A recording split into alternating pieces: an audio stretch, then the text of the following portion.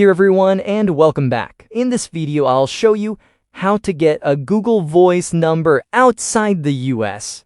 So I will keep this simple and step by step. So without further ado, let's get started. First, before I teach you, let's clarify something important.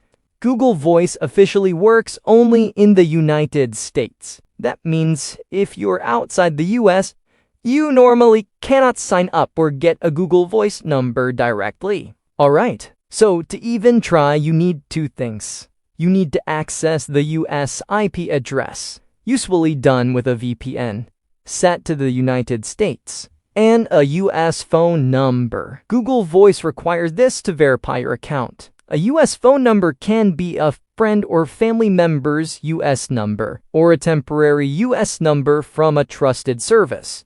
Alright?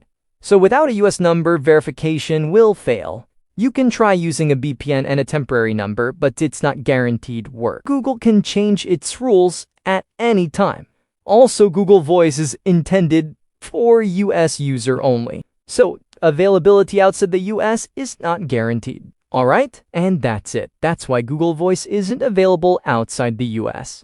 And what? You can try if you want to get one.